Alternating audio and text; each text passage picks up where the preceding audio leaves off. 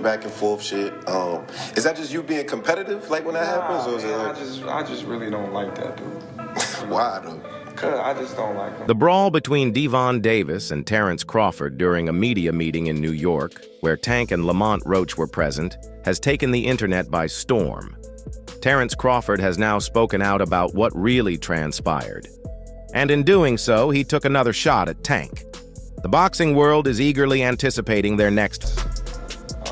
It's not your cup of tea, that's just not your... I don't like nothing about him. I don't like nothing about him. I just feel like, he just... Unfortunately, a fight between them seems out of reach at the moment, as Crawford is focused on a super middleweight clash with Canelo Alvarez, while GervontaDavis remains in the lightweight division. The two champions clashed last month after a brief remark about the Ring Magazine Awards. Although Terence Crawford and GervontaDavis are unlikely to meet in the ring due to the size difference, that hasn't stopped them from exchanging jabs. If we was to fight right now on the streets, I'll break your fucking neck. And that's on my kids. And you know it, I know it, and the whole... Davis is currently focused on Lamont Roach as he prepares to defend his World Boxing Association lightweight title on March 1st. However, Tank has proven he's always ready for verbal warfare. With Crawford versus Canelo Alvarez on the horizon, Bud has other priorities, but he recently revealed that his opinions on Davis weren't formed during their back and forth in January. Their exchange last month initially revolved around money, before Davis made it personal. While such clashes are common in combat sports, Crawford had already made up his mind about Tank. If Tank get to pick his opponent, he would do it. But Tank would never come from 35 to... In a recent interview with Cigar Talk, Terence Crawford shared his thoughts on GervontaDavis when the topic of Tank's willingness to move up in weight, only if he can handpick his opponents, came up. The interviewer then referenced their social media feud and asked whether it stemmed from both men simply being competitive athletes at the top of the sport. Crawford responded that his issues with Tank go beyond competition, admitting that he personally dislikes the 30-year-old knockout artist who is often surrounded by controversy. Man, I just really don't like that dude. I just don't like him. Like, I really don't like him. I don't like anything about him, Crawford stated.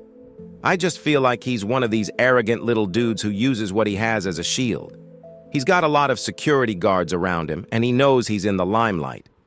But in certain situations, he wouldn't be acting like that. I know fighting in the ring. If me and you was the fight... Crawford's compliment about Davis's skills didn't seem to smooth things over, as Tank fired back in a now-deleted post saying, "Damn, they interviewed that raccoon, and damn the raccoon. I'll be in New York City, in 2 weeks. No security. How about that?"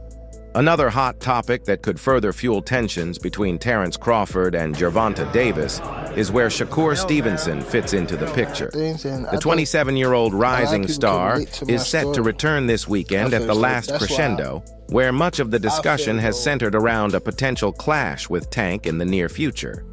Given their history, it's no surprise that Crawford is backing Stevenson in what would undoubtedly...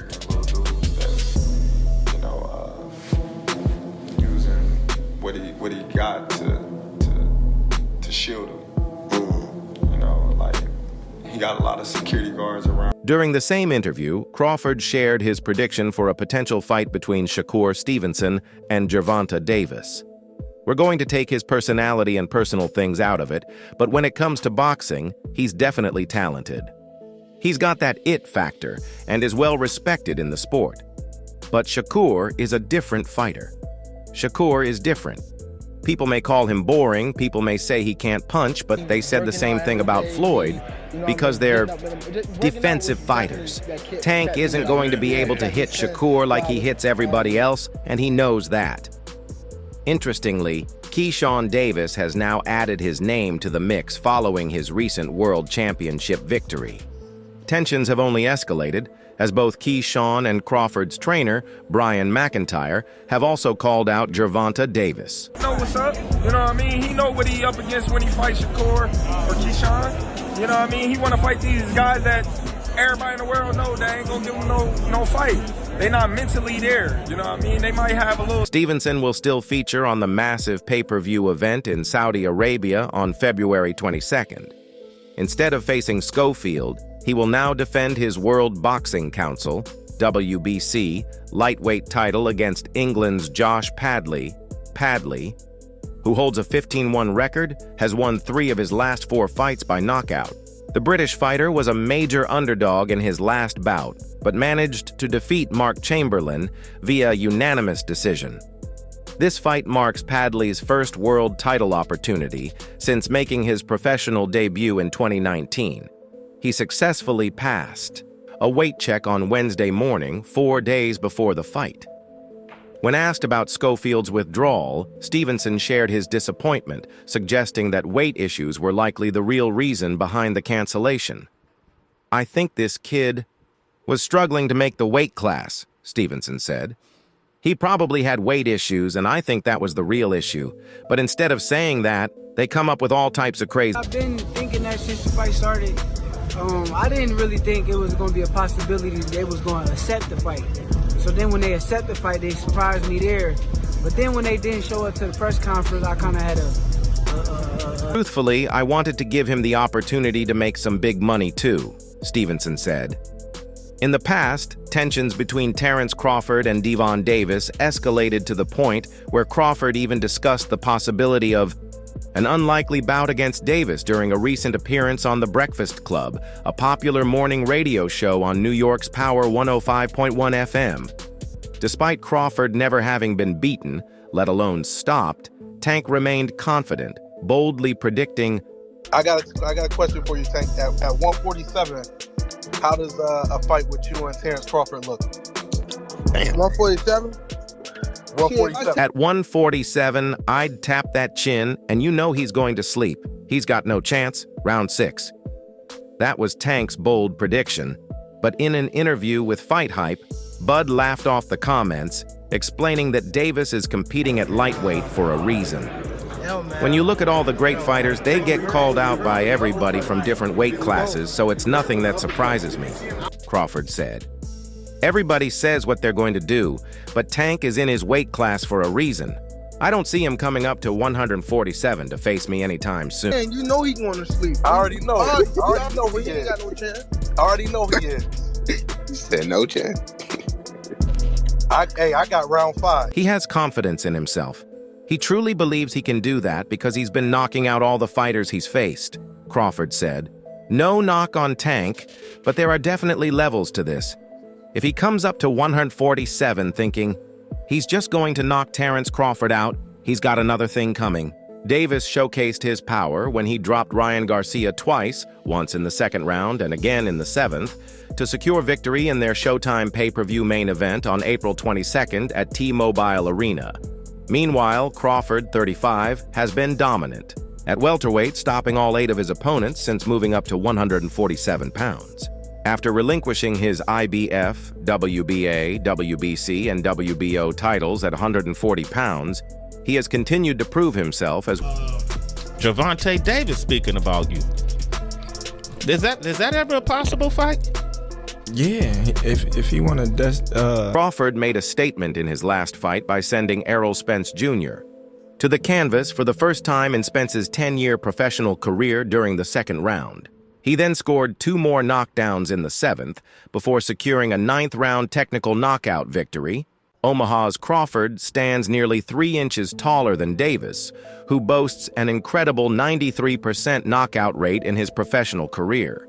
However, Crawford argued that a fight against Davis wouldn't earn him much. It'd be great. He can be like all the other fighters that moving up 2 weight classes, and, daring to be great. You would fight him. Man, tell him. Yeah, I'd stay at 147 for him because that's a big money fight, Crawford said. It's a big money fight, you know. But then, what's everybody going to say? He was too small. Nobody's going to give me credit. They're going to say, oh man, you beat up a little guy that fights at 135. Tank is like 5'5". He's a little guy. Yeah, he can punch, but in his weight class. Not saying he can't punch in any weight class because we've seen he's got power. But what kind of recognition am I going to get for beating up on Tank? Crawford also pointed out the significant difference between their weight classes. A lot of people don't realize that 135 and 147 is a big jump. He got to come to win 54. He said I got a glass chin, so tell him come and touch it. Wow. Yeah, I'd stay at 147 for him because that's a big money fight, Crawford said. It's a big money fight, you know? But then what's everybody going to say? He was too small. Nobody's going to give me credit. They're going to say, oh man, you beat up a little guy that fights at 135. Tank is like 5'5". He's a little guy. Yeah, he can punch, but in his weight class.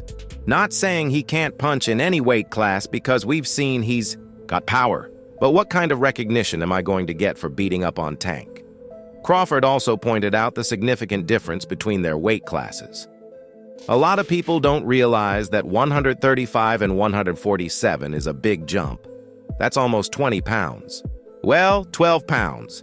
But still, that's a big jump. They want to act like this guy is good for boxing when he's not, Davis exclaimed. If so, why isn't he building up the people where he's from? This guy knows nothing about boxing at all, and this is who they're turning to? All bum eaters. Davis didn't stop there. He also took aim at fighters heading to Saudi Arabia for the massive paydays offered by Turkey Al Sheikh's Riyadh season cards. LOL. They have to. Go over there to make money and still do, Davis said. I sell where I'm from, idiot. America. Talk about the Turkey Al Sheikh. So obviously people got stupid money in Saudi Arabia. Hence why those boxers are lining themselves over there. You said that certain boxers were, dick eating for lining themselves. Davis continued his criticism, mocking fighters who travel to Saudi Arabia for big paydays. They're going over there getting their ass kicked, fighting in front of a total of 19 people. But because they're rich, it's cool, he said. While Davis has every right to stick to his stance and avoid fighting in Saudi Arabia, publicly slamming other fighters for networking and making business moves comes across as jealousy rather than... With them, are you just not interested in fighting over there? It's not that, but they came at me wrong the first time they ever came at me, which they said I will fight Devin. And then when he was saying, like, Devin was his guy. So... I'm like, if Devin your guy... Had already set his own path. In motion, Davis fired back by quoting Crawford's post, writing, "And I still make more than you." He continued his rant in another post. Y'all think he's chasing greatness? He's not. That's just what he has to do to make decent money. Expletive boys. A lot of people can Despite relate. Y'all gotta pay me now, extra, cause I already know what I'm coming over there. You feel me? I gotta get the knockout. If not, y'all gonna give it to him. So that's what made me like, oh yeah, I see what's going on. So now, give me 2 or 4 or 3 Ferraris. If not, ain't no point in me going over there for.